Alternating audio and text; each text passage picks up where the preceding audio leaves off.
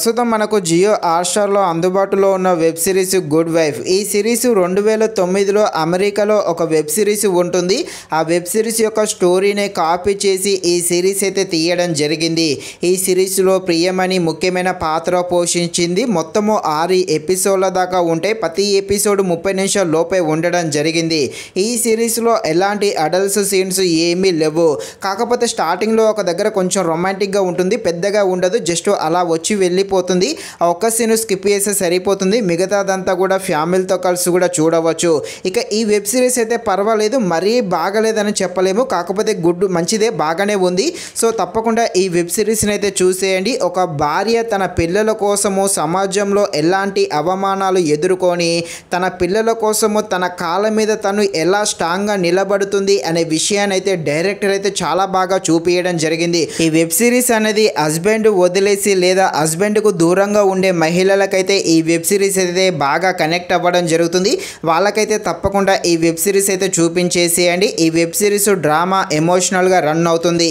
డ్రామాగా ఉండే ఈ web series ఎలా ఉందో అనే విషయం తెలుసుకునే ముందు ఇంకా ఎవరైనా మన ఛానల్ని సబ్స్క్రైబ్ అండ్ లైక్ చేయకుండా ఉంటే తప్పకుండా మన ఛానల్ని సబ్స్క్రైబ్ అండ్ లైక్ చేసి కాస్త నాకు సపోర్ట్ చేసేయండి. కథలోకి వెళ్ళిపోతే ప్రియమణి తన భర్త, తనకు ఒక కొడుకు ఒక కూతురు ఉంటారు. వీళ్ళైతే హ్యాపీగా లైఫ్ని అయితే గడిపేస్తూ ఉంటారు. ఇలా హ్యాపీగా ఉన్న సమయంలో వాళ్ళ హస్బెండ్ అయితే ఒక పెద్ద తప్పు చేస్తాడు. ఆ తప్పు వల్ల జైలుకు కూడా వెళ్తాడు.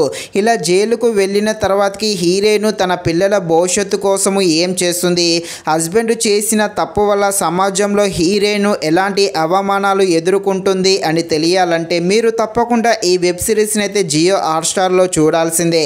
ఈ సిరీస్ అయితే ఒకసారి అయితే చూసేయండి. మెయిన్గా ఇక్కడ ప్రియమణి క్యారెక్టర్ అయితే చాలా బాగుంటుందనే చెప్పవచ్చు. వాళ్ళ హస్బెండ్ చేసిన ఒక మిస్టేక్ వల్ల సమాజం నుండి హీరోని ఎదుర్కొనే అవమానాలు, వాటికి సంబంధించిన సీన్స్ను చాలా ఎమోషనల్గా బాగా చూపించడం జరిగింది.